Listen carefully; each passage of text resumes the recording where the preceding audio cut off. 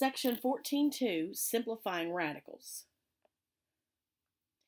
In this video, we're going to look at how to simplify algebraic expressions that contain square roots, how to simplify radical expressions that contain variables, and how to simplify algebraic expressions that contain cube roots. Before we begin, we actually need to look at some properties of square roots that we're going to use as we work through our problems. So the first property says that if you have the square root of the product of a times b, you can actually rewrite that as the square root of a times the square root of b. If you have the quotient of the square root of a divided by b, then that's equal to the square root of a divided by the square root of b.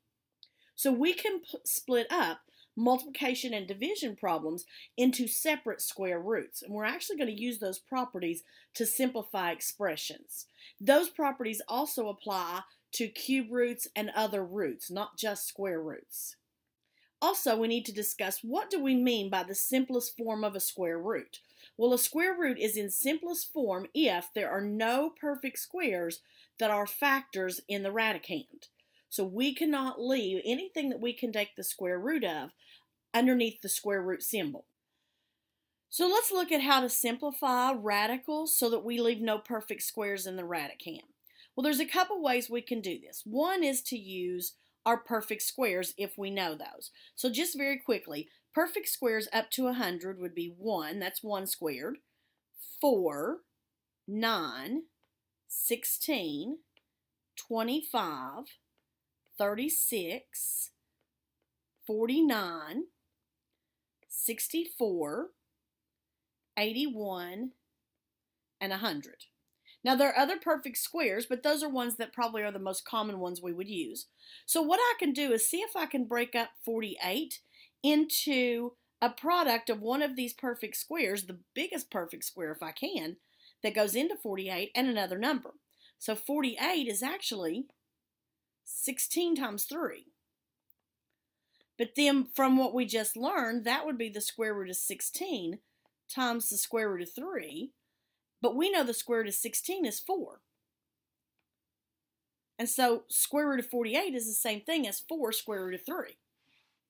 Now another way I can do that is if I don't know those perfect squares, or if the numbers are really big and so I may not know which perfect square would divide into it, I can use prime factorizations. So let's say we have 48. What I'm going to do is, back in elementary school, you probably learned to do factor trees. So I'm going to factor 48 down to a prime factorization. Find me any two numbers that divide into 48. Let's say 6 and 8. Then just keep simplifying these. 6 is 2 times 3, and 8 is 2 times 4. So I'm going to bring this down, and that too. But then that 4 breaks into 2 times 2.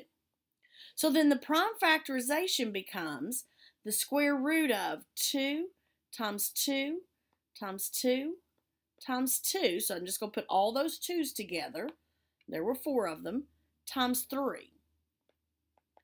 Now, when I start looking at this, 2 times 2 is 4. So the square root of 4 would be 2. Then here's another 2 times 2, and the square root of that would be 2.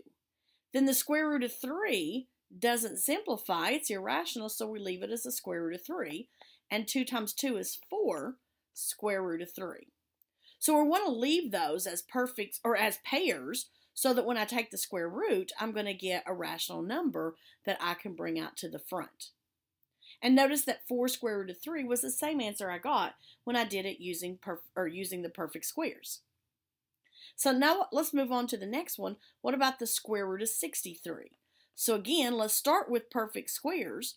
63 is 9 times 7, but the square root of 9 is 3. Square root of 7 is irrational, so the answer should be 3 square root of 7.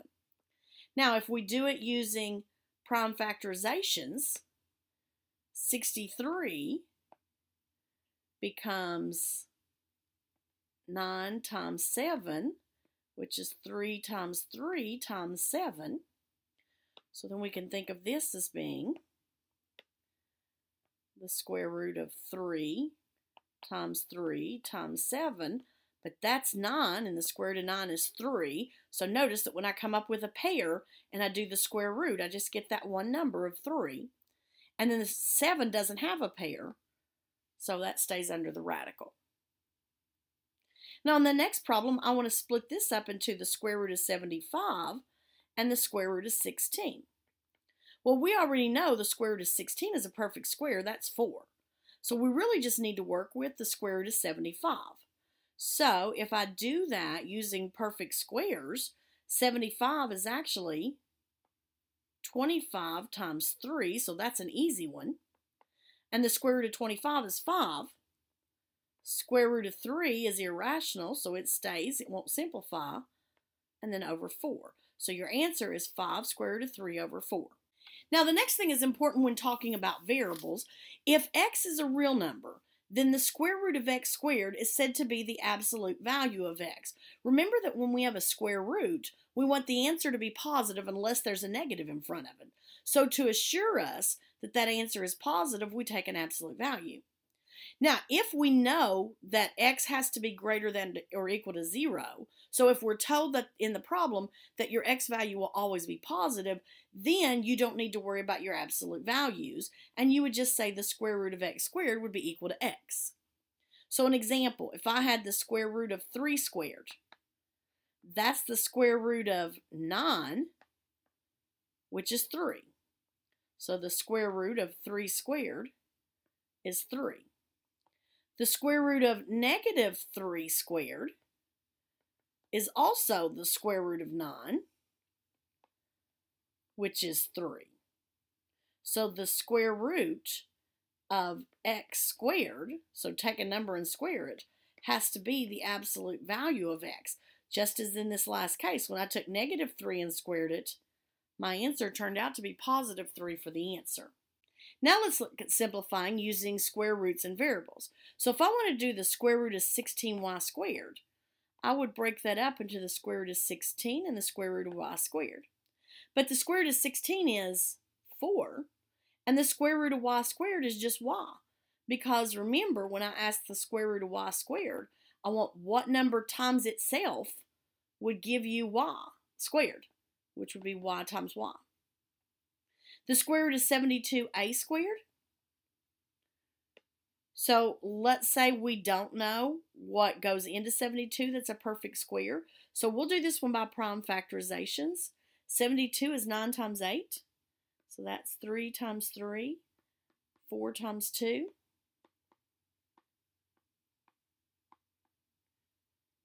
So then I want to make 72 now the square root of 3 times 3 times 2 times 2 times 2, and then we'll go ahead and leave our a squared under the radical. And now let's simplify the square roots that we can do.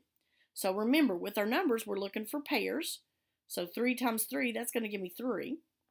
2 times 2, that's going to give me 2. That doesn't have a pair, so there'll be a square root of 2 left over, and the square root of a squared would be a. So we end up with 6a square root of 2. And then for 12x squared y squared, let's break 12 up using a prime factorization. That's 6 times 2, but that's 2 times 3 times 2. So this becomes the square root of 2 times 2 times 3 times x squared times y squared. But then that becomes 2 when I do the square root. The 3 doesn't have a pair, so it's going to be under the radical. The square root of x squared is going to be x, and the square root of y squared is going to be y. So then my final answer is 2xy square root of 3. So we just leave it as 2xy square root of 3. Continuing on with simplifying square roots, say we have the square root of 81x to the 4th. Well, this would be the square root of 81 times the square root of x to the 4th. We might want to just think of that as x times x times x times x. It's just 4 x's. But we know the square root of 81 is 9. Those two x's will give me x when I do a square root, and that pair will give me another x. So notice what I get. I get 9x squared. So the square root of x to the fourth is x squared. That's going to be important as we work through these. So now what about 64 x to the fifth y? Well, let's make that the square root of 64, the square root of x to the fifth, and the square root of y. But then I might want to break this down into x times x times x times x times x times square root of y. The square root of 64 is 8. That pair of x's gives me an x. That pair of x's gives me an x. That's a leftover, so we'll put a square root of x over here. And the y doesn't have a pair, so that's a leftover, and we'll put it with the leftover x. So my final answer becomes 8. X times x is x squared, square root of xy. Now let's look at this one. We'll split this up into 18, a to the fourth, b to the sixth. Well, 18 would split up into, that's an easy one to know, a perfect square, 9 and 2. A to the fourth we could split up into 4 a's, or we already talked about the square root of x to the fourth. And b to the sixth we could split up into 6 b's. So let's see what happens. The square root of 9 is 3. That is a leftover.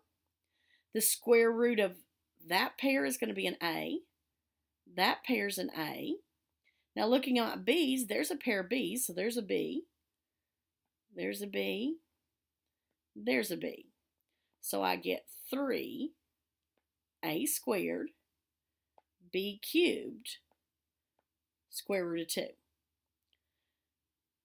In the next one, we want to split this up into the square root of 9, the square root of a to the 13th, and the square root of b to the 4th.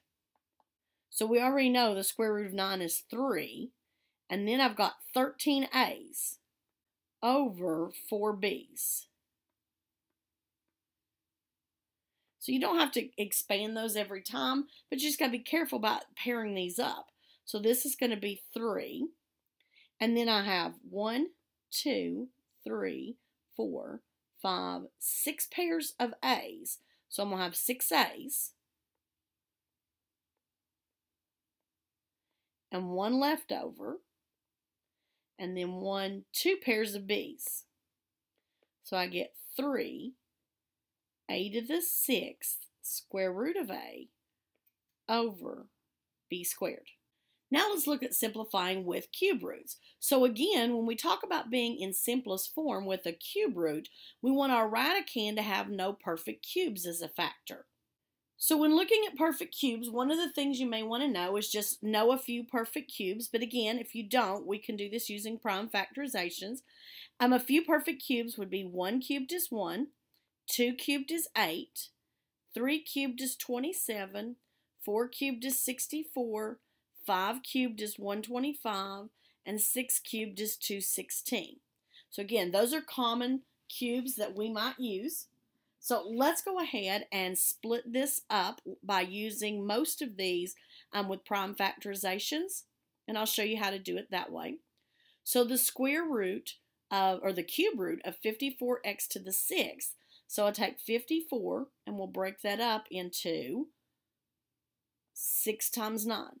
But 6 is 3 times 2, and 9 is 3 times 3. So this will become, now be sure to remember your index, the cube root of 2 times 3 times 3 times 3, and then x to the 6th, 6 x's. Now, because this is a cube root, we want not pairs of numbers to simplify, but triples of numbers. So when I simplify this, these 3 3's will make me the cube root of 27, because 3 times 3 times 3 is 27, and the cube root of 27 is 3. So we're looking for, or not pairs, but triples of numbers. Then 3 x's here will give me an x. 3 x's here will give me an x. And I never used that 2, so that's kind of my leftover of the cube root of 2. But then I can go ahead and make this 3x squared cube root of 2. For the next problem, let's actually use our perfect cubes. So we've got the cube root of negative 40, x to the 4th, y to the 13th. So what I'm going to do is I'm going to break up 40 because I know that that's 8 times 5. We'll make that negative 8. And then the cube root of 5. And then we'll go ahead and do the cube root of 4x's. And then the cube root of 13y's. So the cube root of negative 8 is negative 2. The cube root of 5, can't do. The cube root of x to the 4th, should be 4x's there. Those 3 will give me an x, and there'll be 1 left over, so we'll put it under here. And then when I do my y's, I'll do those in triples. There's 1 set, 2, 3, 4,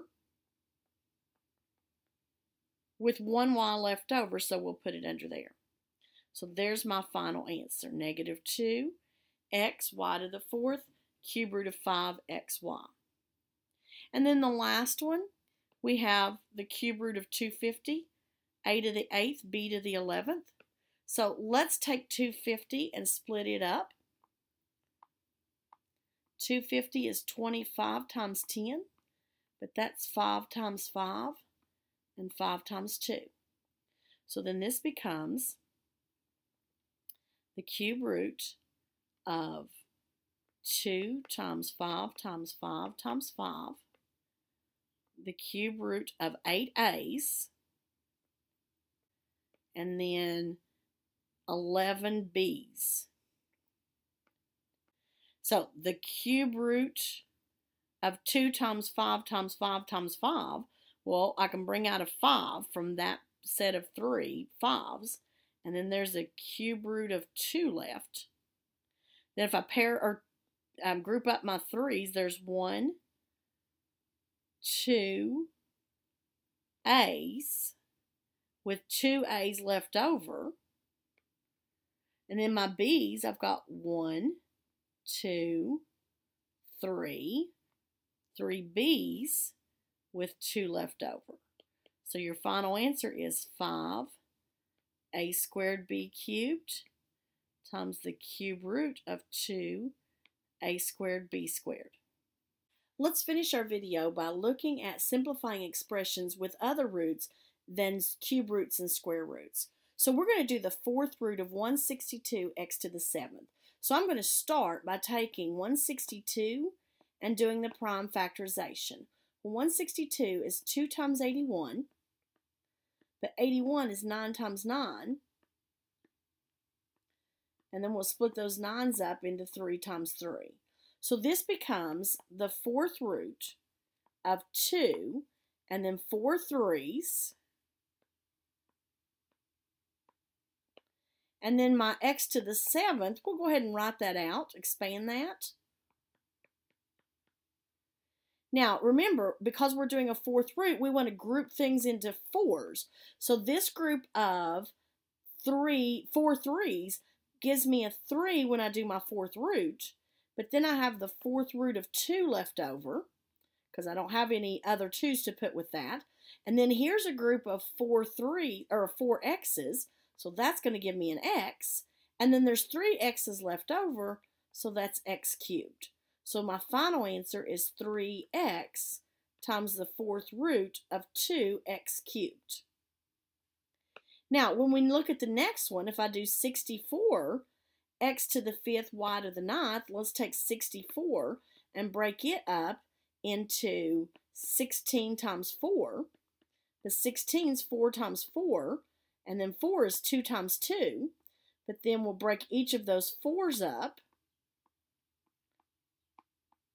So notice what we get is the 5th root of, let's move that down and give ourselves plenty of room, 6 2's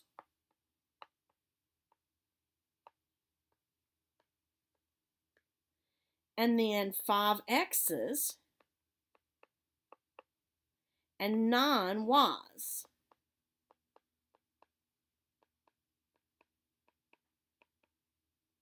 Now we'll put these in groups of 5. So this group of 5 2's, when I do the fifth root, is going to give me 2. But then I have that extra 2 that we didn't use. So there's a fifth root of 2. And then we've got 5x's. That's going to give me an x. Here's 5y's. And then there's 4y's left over. So there's a y to the fourth left over. So your final answer is 2xy times the fifth root of 2y to the fourth.